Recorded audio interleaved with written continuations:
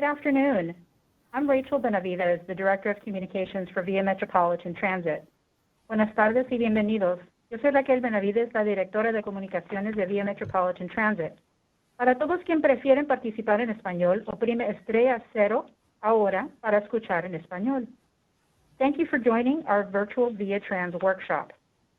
We're excited to have a conversation with you over the next hour on this platform, which allows us to speak with you directly and take your questions and comments live on this call.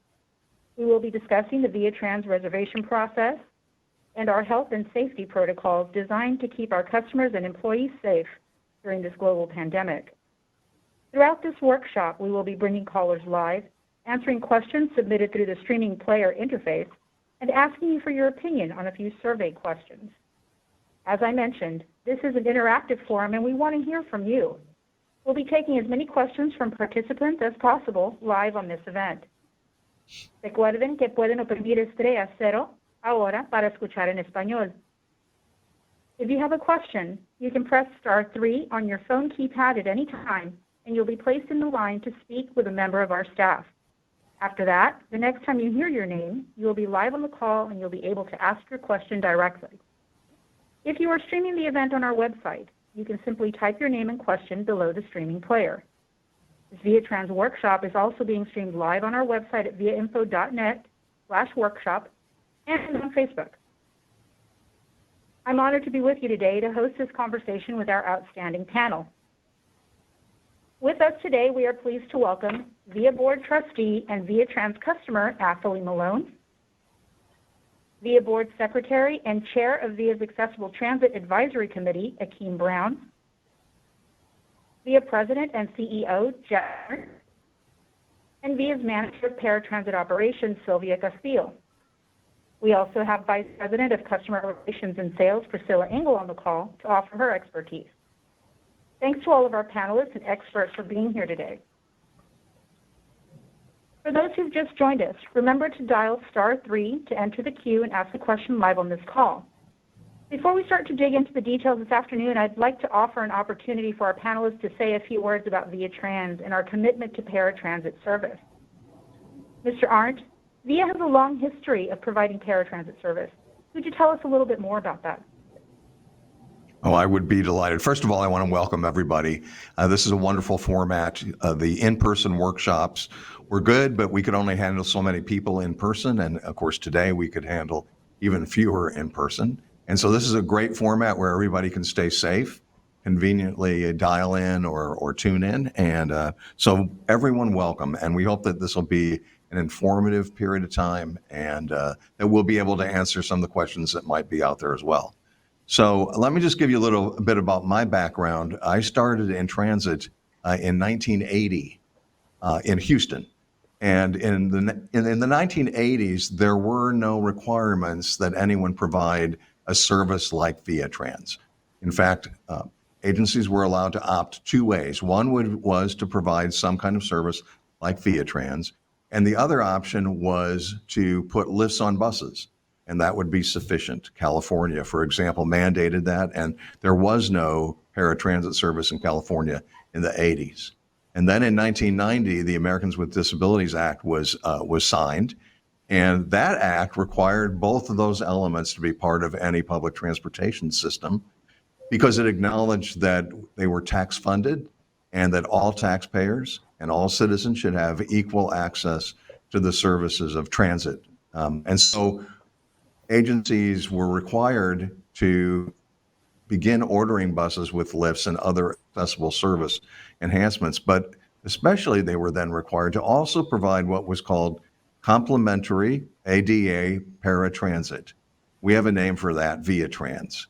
The federal government issued a number of rules, ADA paratransit. VIAtrans is highly regulated with respect to who we authorize to ride, how we take reservations, how we deliver the service, a number of rules that we have to follow with the intent that as closely as possible, the experience in VIAtrans would be about the same kind of experience if you rode the fixed route bus.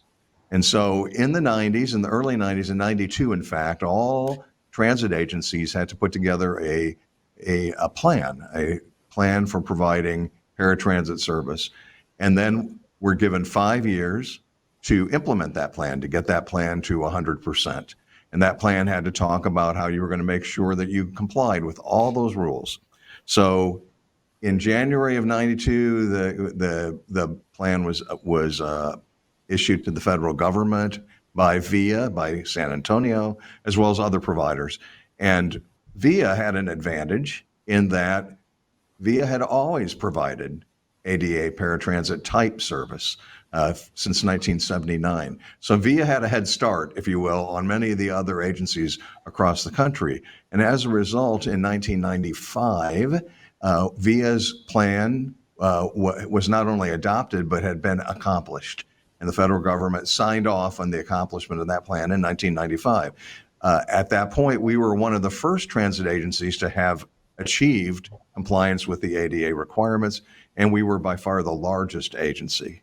Now, the other thing I would say is, on a personal note, that the first service that I actually was involved in operating in transit was Metrolift in Houston, which is analogous to VIAtrans here in San Antonio, and got such a huge understanding and eye-opening experience about complexities of how we deliver that service, but also of the challenges that our passengers face day in and day out, trying to move around in a world that is not always so accessible. So ADA Paratransit and VIAtrans therefore has a very special place, always will have a special place in my transit heart. I will say that with respect to the history of paratransit, the other thing that's really changed since the implementation of ADA is what technology now offers us. So for example, in the early days, people would take reservations and jot it down on a little card and put the card in a little slot and have one row for each vehicle. Everything was manual. Obviously, we now have very sophisticated models to help us do that scheduling. But we've also been able to introduce, I'm very excited, online services for VIAtrans customers. And I believe Sylvia is going to talk more about that. But there's been a lot of technology advancements that we've been able to enjoy. The other thing is I'd like to say that VIAtrans passengers, anyone who's authorized to ride VIAtrans, and that's about 16,000 people, ride the fixed route bus system for free 24/7. As long as the route is there, they can ride it for free. And I'll just note to everyone that all our passengers have a free trip to and from a vaccination center when they're able to set up an appointment. That includes on the fixed route system and on VIAtrans. Now, in VIAtrans, you still have to schedule your trip, but you will have a free trip to and from vaccination. So that's something we do that's above and beyond. We have other elements of our system that are above and beyond as well, including the subsidy program with the taxi cabs. So we're very proud that not only were we the first to comply, and not only are we exceeding those requirements right now, but we're most proud of the fact that over 1 million people every year are able to get where they need to go on VIAtrans. Fantastic. Mr. Arndt, thank you so much for providing that history and some of that information. Paratransit service has been part of our mission and vision for many decades now. We're looking forward to continuing that. I'll ask Trustee Malone. Trustee Malone, you're a VIAtrans writer and an advocate for the disability community on issues such as accessibility, mobility, and others. From your perspective, what is public transit's role, particularly paratransit, in the disability community?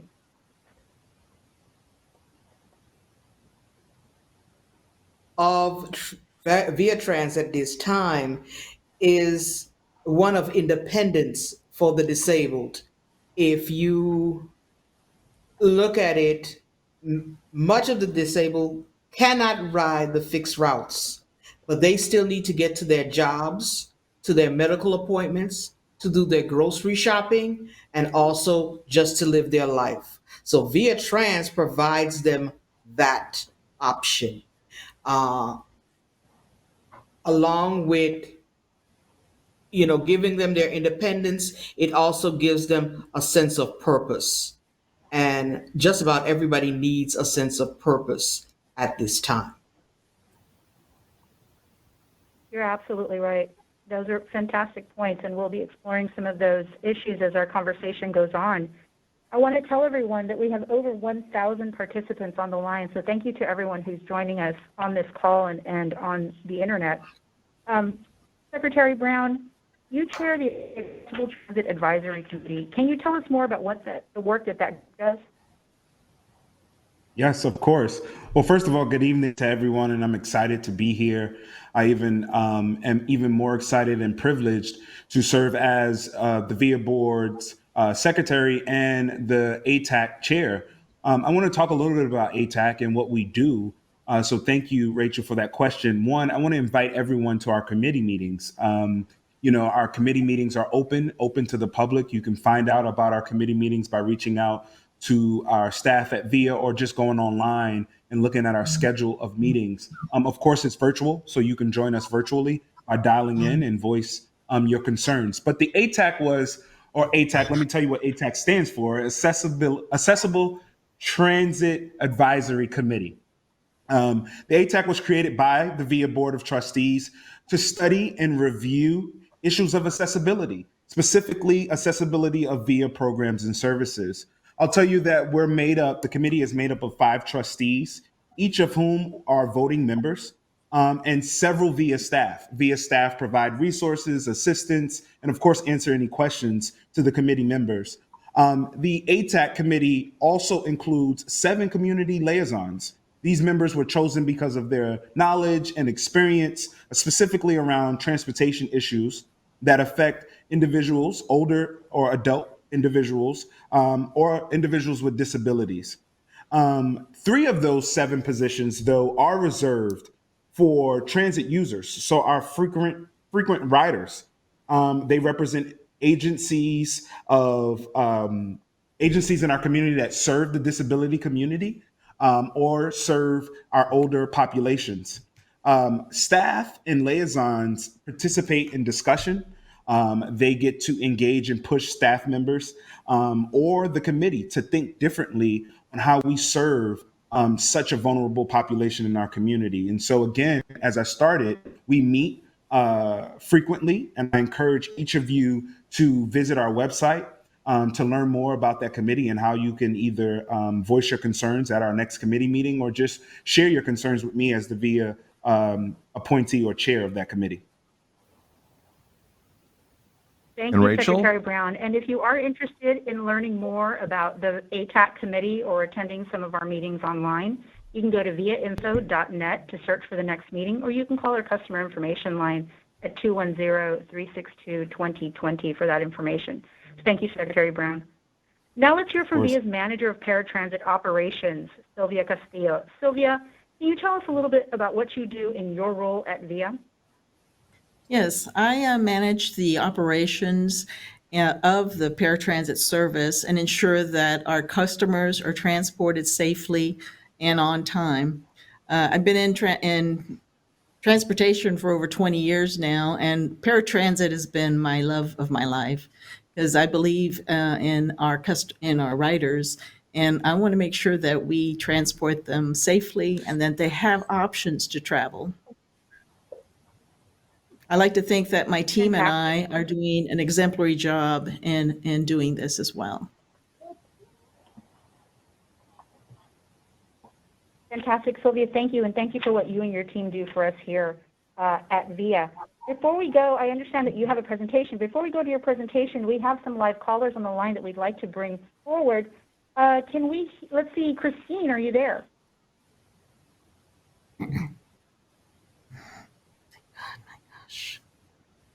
Hello, ma'am, Christine? Okay, let's go ahead and go, while we try to get Christine on the line, let's go ahead and see if Patrick Rivers is with us. Patrick, are you there? Yes, I am. Okay, go ahead. What's the question, please? Well, my question is, once I get my 2 COVID-19 vaccinations and my vaccination card, and as long as I wear an N95 mask that I have, can I still ride VIA buses and VIAtrans? Okay, so the question is, once you're vaccinated Are you still allowed to ride VIAtrans? Do you mean without a mask? No, with a mask, with an N95 mask. Oh, absolutely. Yes. Sylvia, would you like to take that question? Give a little bit of detail? Certainly. We don't require a mask for some customers. If you're wearing a mask, you're perfectly welcome to travel on VIAtrans or the bus service. Wonderful. Thank you, Sylvia. We also have Thomas on the line. Thomas, are you there?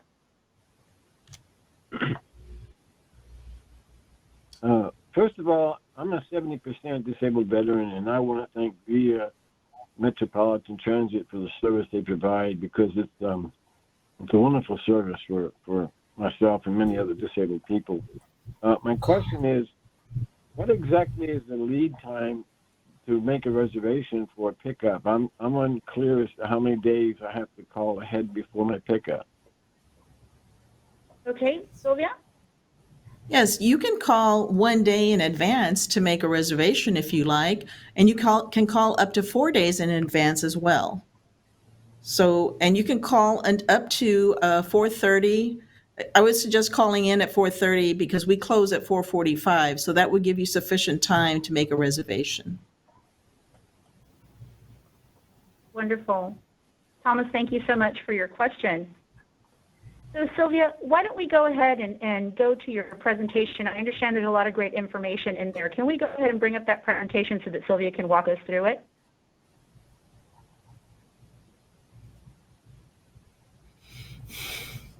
Thank you, Rachel. Today I'll be talking about VIAtrans reservation logistics. So the question that was just asked, I hope this presentation will answer your questions regarding how to make reservations. Next slide, please. So VIA operates under the Federal Transit Administration's requirements and regulations. So these are the requirements that FTA requires VIA to follow. VIA must provide sufficient resources for VIAtrans customers to make reservations to ride paratransit service. This we do. We have enough vehicles and people to do this. Reservation services must be available during the hours VIA's administrative offices are open. And we do exceed this because as I'll discuss a little later in the presentation, the times that people can make reservations. Paratransit customers must be able to make trip reservations from 1 day up to 14 days in advance. VIAtrans customers can make reservations from 1 to 4 days in advance. And VIAtrans reservation agents can negotiate with VIAtrans customers on requested trip times, adjusting times up to 1 hour before or after the requested time. And I will also discuss this in detail. We do this as well. Next slide, please. To give you a little idea about, I had a lot of questions about the 4-day advance reservations being made. Other transit systems in Texas have different number of days in advance that their customers can make reservations. For example, Houston Metro allows their customers only 1 day to make reservations. Now they're closed, the reservations office is closed on weekends. So on Friday, their customers can make reservations for Saturday, Sunday, and Monday trips only, but it's only 1 day the majority of the time. Dallas DART allows their customers to make reservations 2 days in advance.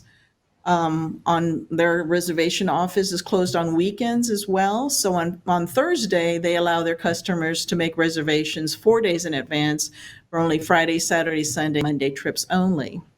Capital Metro Austin allows their customers to make reservations 3 days in advance, and they're open 7 days a week. And VIA Metropolitan Transit has the most number of days in advance at 4 days to make reservations. Next slide, please. So to give you a little bit information about VIAtrans reservations, the VIAtrans call center operates 7 days a week, 21 hours a day. So advanced reservations can be made between 8 a.m. to 4:45 p.m., 7 days a week.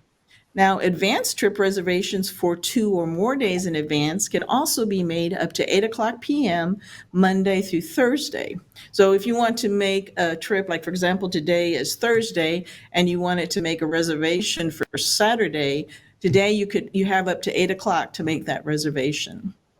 Advanced trip reservations can be scheduled, like I said earlier, from 1 to 4 days in advance. No same-day reservations on VIAtrans service is taken. We have taxi subsidy for that. Customers can cancel VIAtrans trips 24 hours a day, 7 days a week. Next slide, please. So there are 3 ways that our customers can make reservations. The first way is the online computer system, which is called VIAtrans Online Services, or VOS.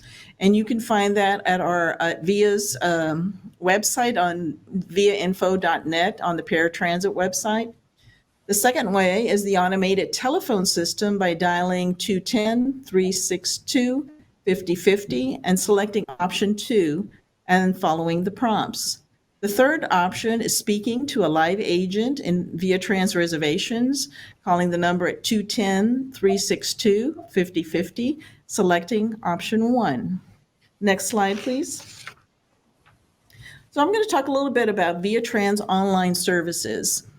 VIAtrans customers and caregivers can log into VOS using a smartphone, computer, or tablet.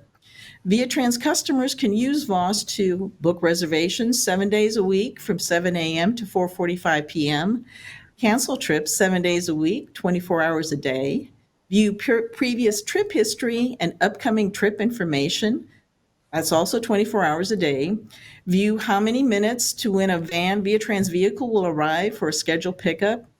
The only vehicles that you will not be able to see will be a taxi that's coming to pick you up. However, in all the other vehicles, you'll be able to see this information in VOS.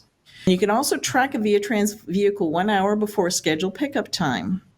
There's some caregivers that also can use VOS and track the vehicle as well, so that's also helpful for them when they use VOS. And then, of course, VOS can be accessed online at the VOS VIAinfonet website. Next slide, please. Customers can also use automated telephone system.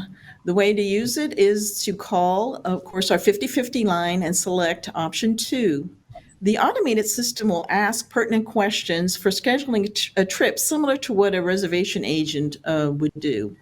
The caller can accept or reject the recommended time as with a live agent. And once the caller accepts the time, it is scheduled in the reservation system.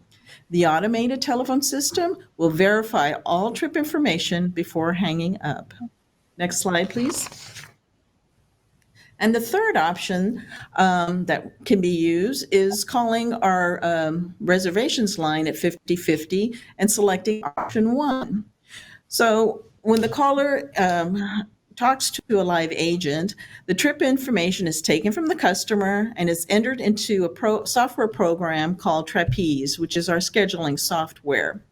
Trapeze uses what's called live booking to place a trip on an available seat on a specific VIAtrans vehicle that best fits the destination for the requested time and provides a recommendation to the agent. The agent then lets the customer know what time is available, and then the customer determines whether or not they want to accept the trip. If the time offered is rejected, the agent negotiates a time with the customer. Once the time is accepted, the trip is scheduled, and trip information is repeated to the customer for verification. And then customers can also go to the VIAtrans online services and check their information as well. Next slide, please.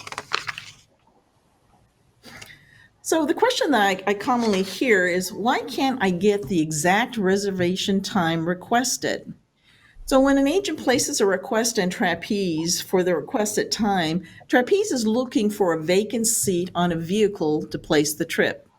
Of course, it has logic in the program, and it knows that it cannot place 2 VIAtrans customers in the same seat on a vehicle. And we're also at this time limiting the number of people on vehicles because of COVID. So yeah, it will figure out where to place the trip on a vehicle.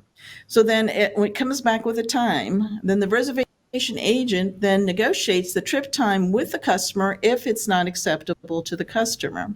So whenever a customer changes the trip time, it becomes a new request and the previous request is canceled.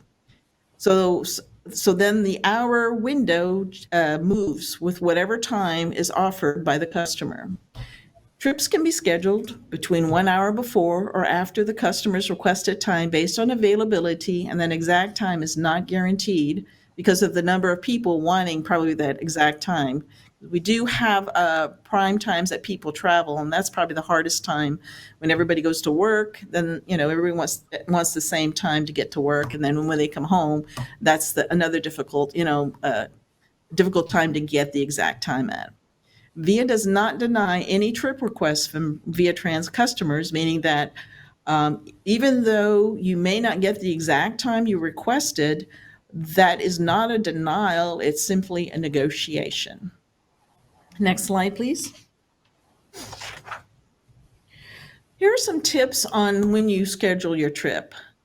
1, arrange your return trip at the same time you make a reservation. 2, have the exact addresses ready at the time when you make your reservation so that it makes it easier to explain to the reservation agent where you're going. Number 3, verify any mobility aids to ensure proper space on the vehicle. We want to make sure we send the right vehicle to pick you up, because if you're walking, when you make a reservation, when you tell the agent you're making a reservation, you're going to be ambulatory, but then when we pick you up, you're in a wheelchair, then we may not have sent the correct vehicle to pick you up, and we want to make sure that we do that. Number 4, include any additional passengers traveling with you so that we can ensure that there is space on the vehicle for your companions or personal care attendants. Number 5, provide a telephone number where you can be reached at the time of pickups in case we need to call you for any reason. And number 6, review your trip details for accuracy after making a reservation. Too many times I've seen where people have transposed numbers and addresses, and that will not get them to the right location. And we want to make sure that the information that has been provided and entered in the system is accurate. Next slide, please. And that concludes my presentation. Thank you. Sylvia, thank you so much. That's a lot of really great information. And I want to remind those in our audience that you can go to viainfo.net/VIAtrans for a lot of these details and information regarding how to ride VIAtrans safely, how to apply for VIAtrans service, etc. We've got some great questions coming in on the call, and we are looking at about over 1,050 folks who have joined us. Before we take a question from our Facebook audience, I wanted to go to Jeff. Mr. Arndt, I understand you wanted to clarify a little bit about the last question. Yeah, absolutely. I just want to clarify the free ride for vaccinations or to and from the vaccination site. So we are offering free rides when you have your reservation and you have your paperwork. You can board the bus, use that, show that to the operator. You ride free to the site and free back from the site. And the second shot, free to the site, free back from the site. Any other trips you make in the system at any time, we still will charge a fare for those trips. And the other thing is that whether you're vaccinated or not, you are required to wear a mask to ride the system. So even after you're vaccinated, we will still be requiring the masks to ride the system. Thank you, Jeff. Those are really important details to remember. Before we go back to the callers on the line, I just want to remind everyone that if you do have a question, please press *3 on your phone keypad to get into the queue. We'll be going back to that question line in just a minute. Let's take a poll question. We do want to hear from our listeners. We're going to ask a quick poll question. If you are on the phone, you can vote by pressing the corresponding number on your keypad. If you're online, you can vote by selecting your response below the streaming player. So here's the question. On average, where do you travel the most on VIAtrans service? Press 1 for medical appointments or dialysis. Press 2 for an adult daycare center. Press 3 for shopping. Press 4 for restaurants. Press 5 for work, or press 6 for other. Again, the question is, on average, where do you travel the most on VIAtrans service?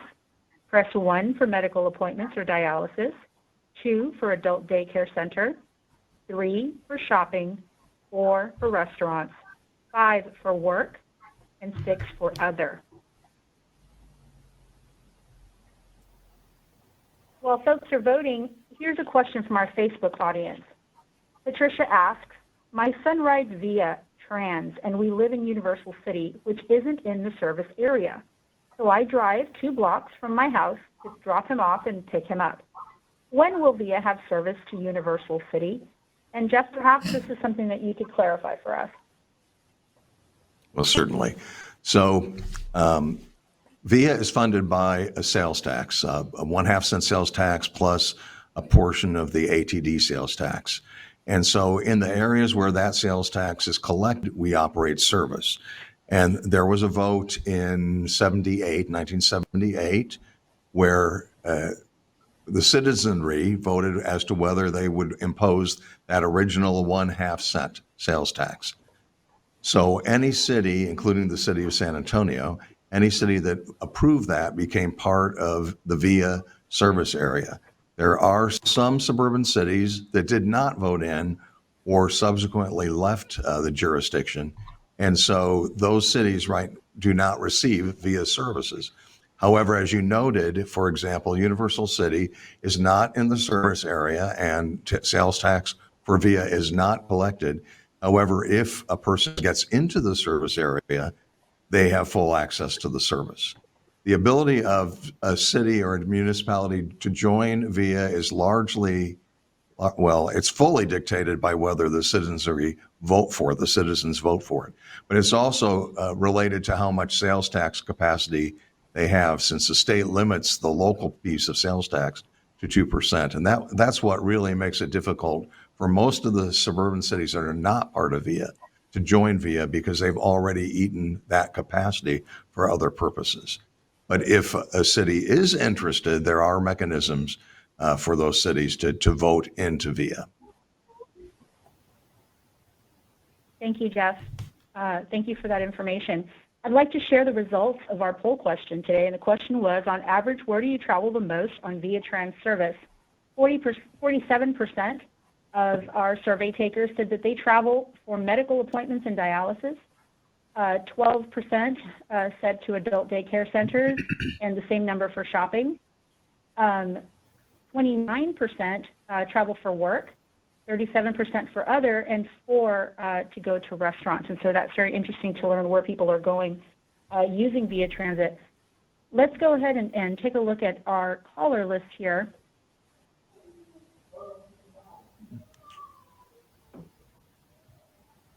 And I'll remind our panelists that we're more than halfway through our hour now. So much great information, but once we respond, let's try to keep them brief so we can take a few more calls.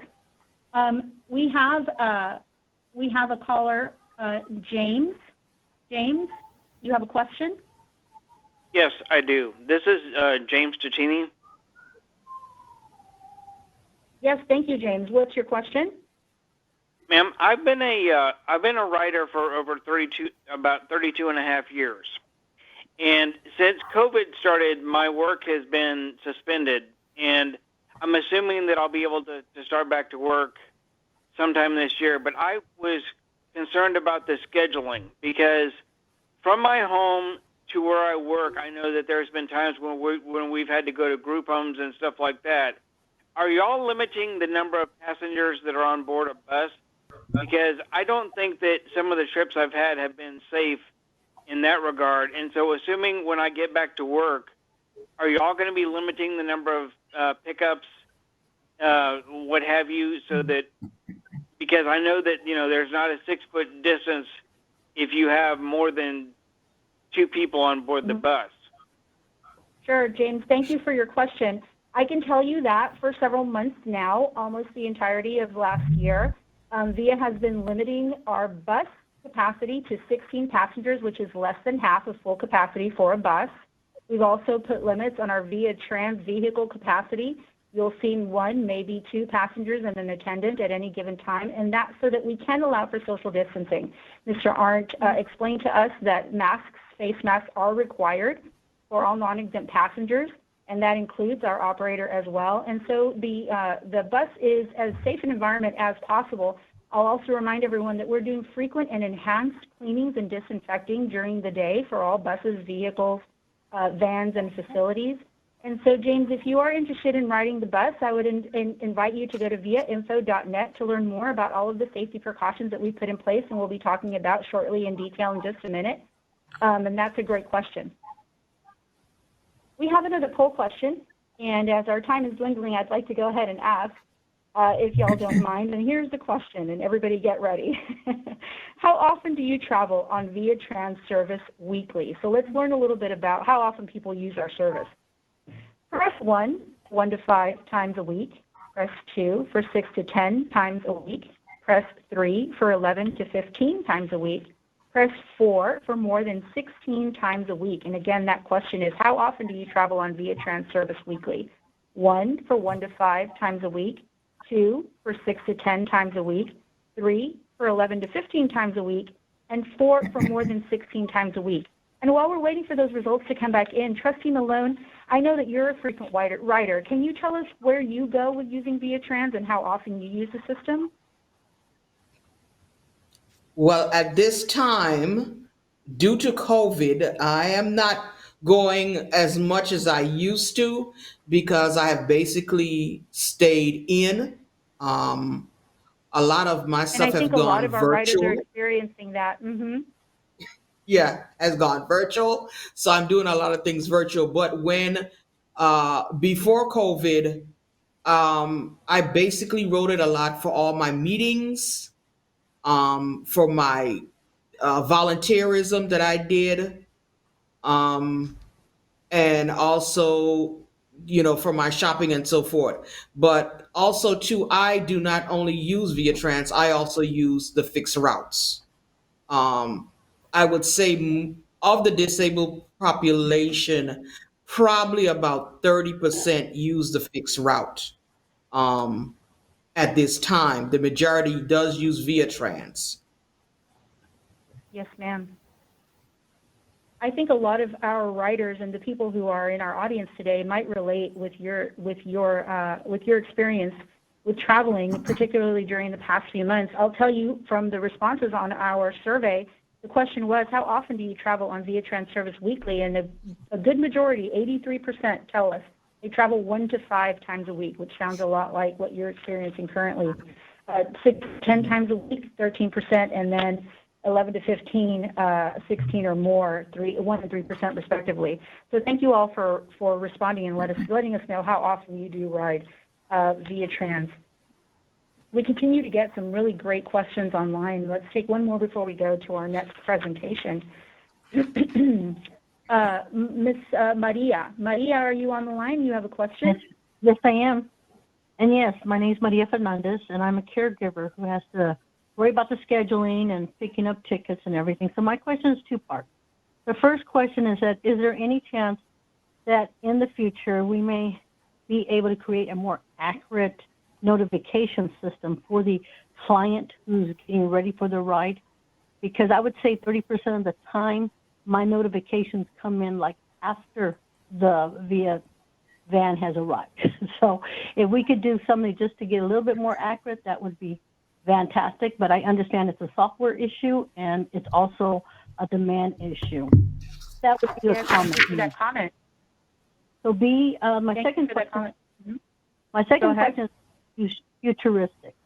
Is there any chance or any thought of creating a virtual or a mobile service that will help clients who are just really 100% disabled and could use that service to update, upgrade, or renew their IDs?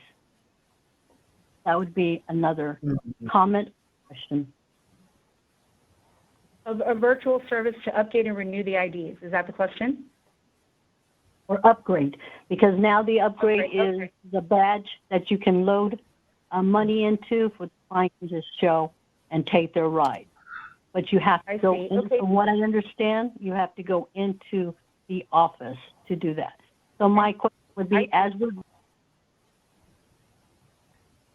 Thank you for your question. Trustee Brown, the ATAC committee, I believe one of the charges is to look at innovations that might help with accessibility. Would you like to tell us about that commitment to innovation before we go and give maybe a more technical answer about what services are available now? Yeah, for sure. I can tell you, one, Miss Maria, thank you for your question, truly.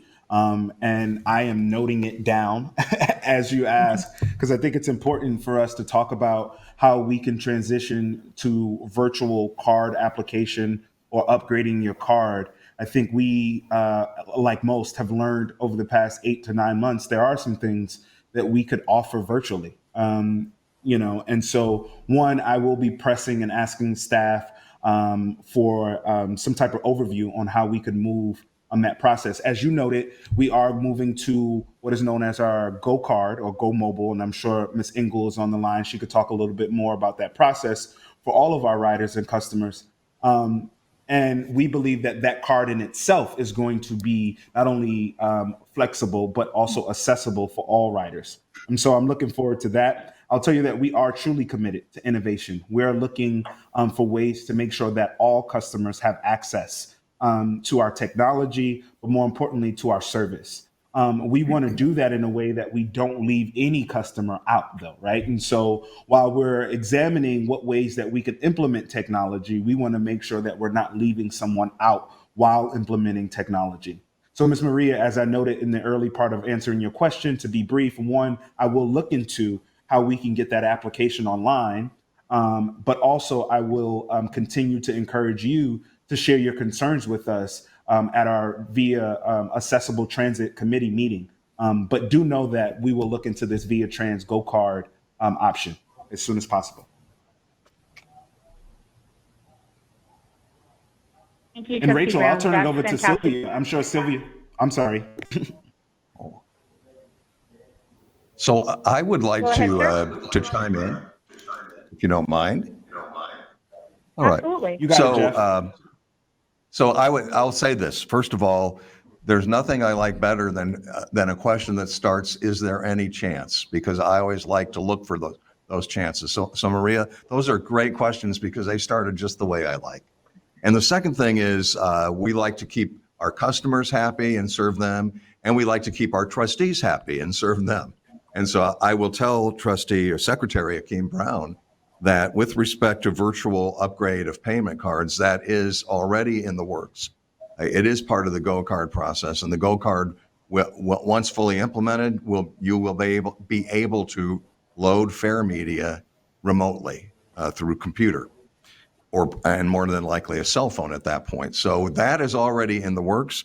The implementation of the Go Card has been confounded a bit because of COVID, and we are making arrangements to make sure that those cards are also available in retail outlets. So there'll be a lot more options, including a virtual option.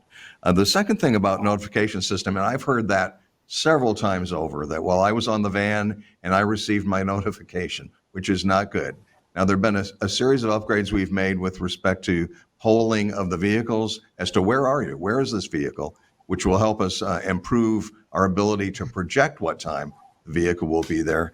And I think you're absolutely right. There are some software issues, but software issues can and will be addressed. So, because there's no reason to have a notification system if you don't get notified. So clearly, we are very much focused on making sure the notification system actually works. And then I would simply add that in addition to the notification system, the online services does allow you to actually visually track your vehicle so that you will see as it's arriving and know when it's just blocks away.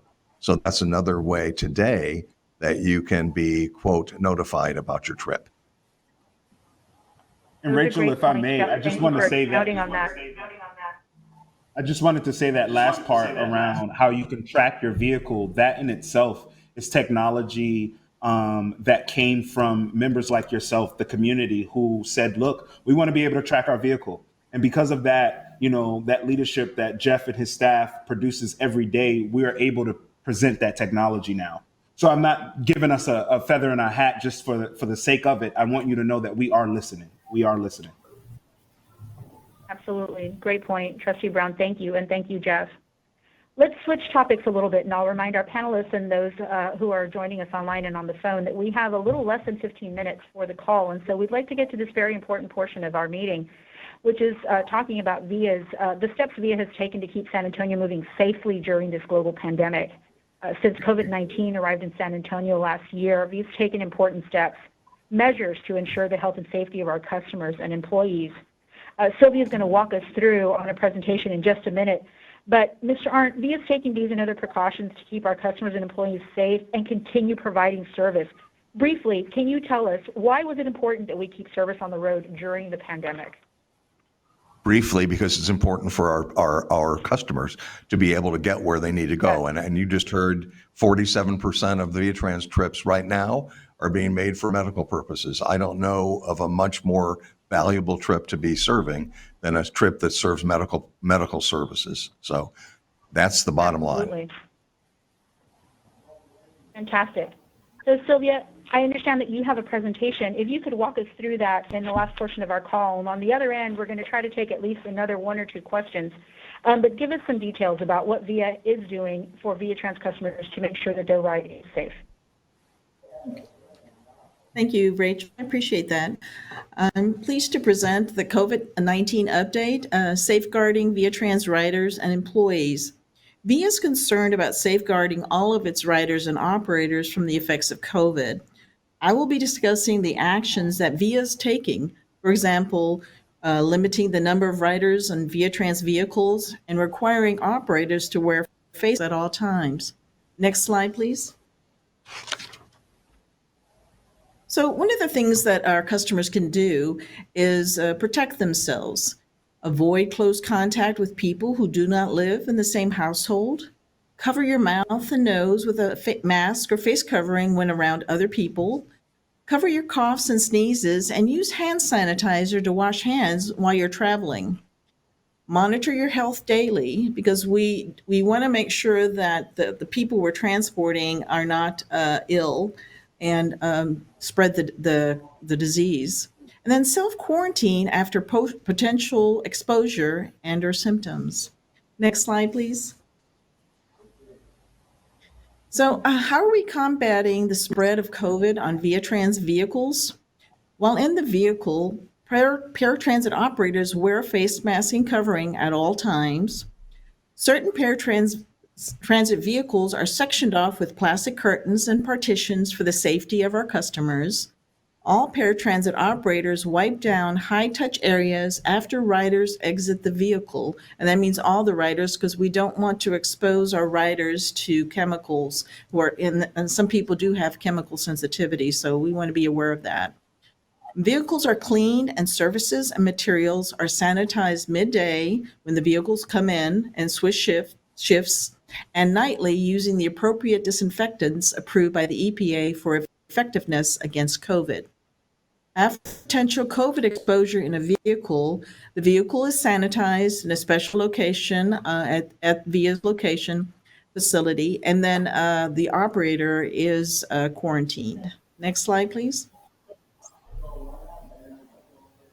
So social distancing, I did hear some questions and comments about that. So the Centers for Disease Control and Prevention is also, or the CDC, has also recommended that people wear face covering in public, even when maintaining physical distance. The CDC's current advice for transit is to maintain a physical distance to the extent possible to support the unique constraints and ensure safe continuity of transit service, recognizing that there may be times that this distance is not feasible or practicable. I don't know if you go shopping, but there are times when people get pretty close, to me, and I have to turn my back and and look the other way. So it's just not on transit vehicles that this happens. And for example, 6-foot physical distancing is likely feasible in certain transit facilities, but can be challenging in transit vehicles. So we do try to limit the number of people on the vehicles, but please remember, whenever you see a ViaTrans vehicle, there could be 3 people on there because it is a passenger, their companion, and a personal care attendant could be riding with them. Next slide, please. So we're concerned about protecting the continuity of our operations, making sure that we can provide transportation services for our customers. So daily, our operators' health is monitored by taking their temperature and requiring face masks and hand washing often. Operators limit close contact with others by maintaining physical distance. Operators wear face masks or coverings at all times. Operators avoid touching surfaces that are handled frequently. And they also use gloves if required to clean or touch contaminated surfaces. After potential exposure, operators with symptoms are quarantined. Next slide, please. And that concludes my presentation. Thank you.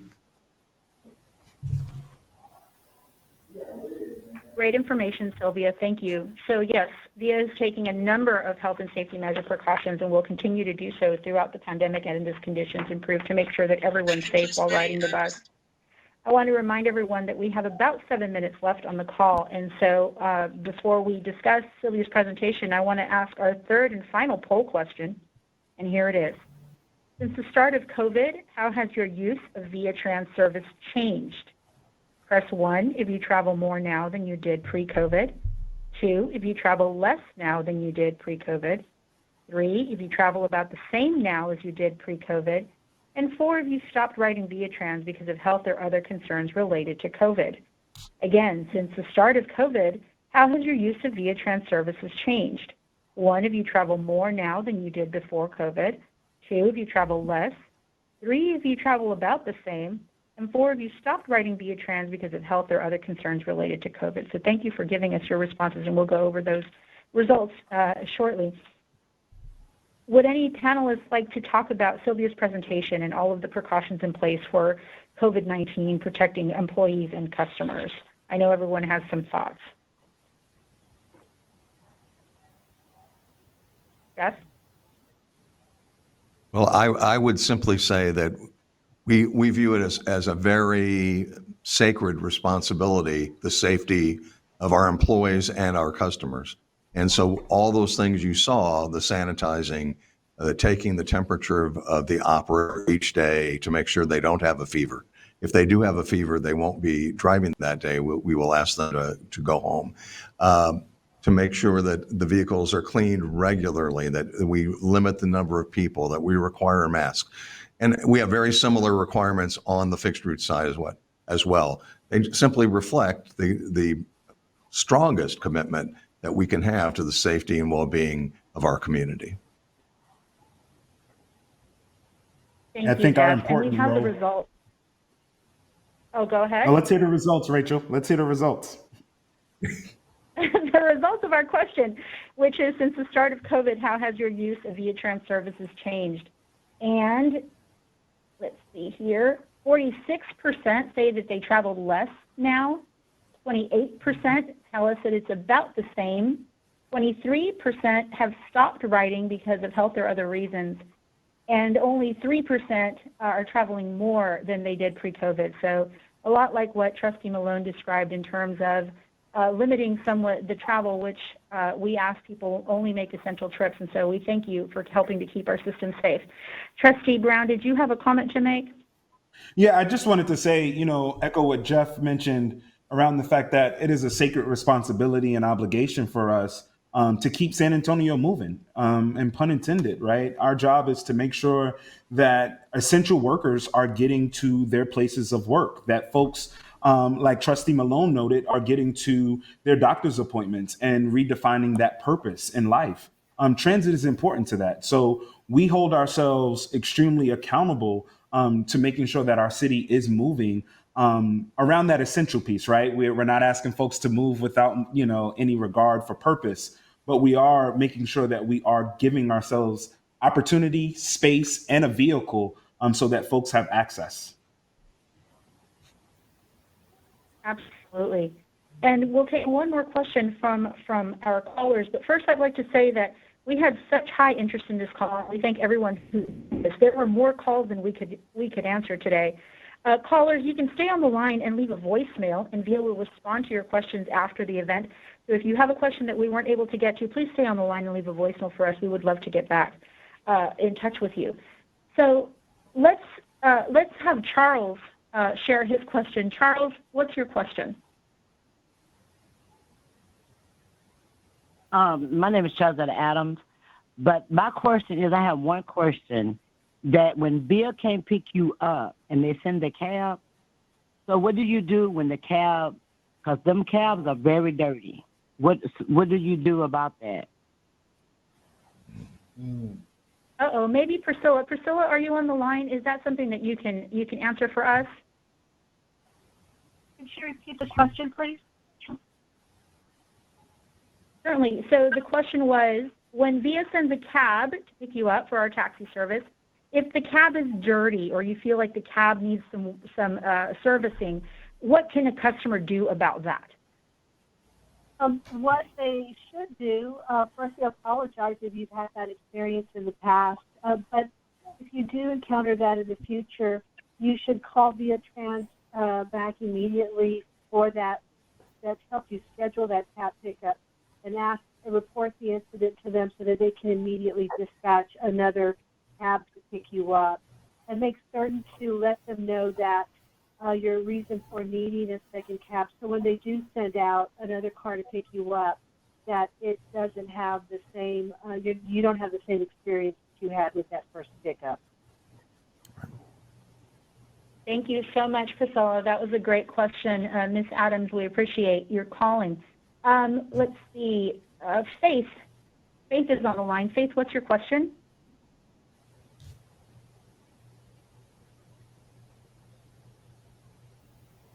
Faith, are you there?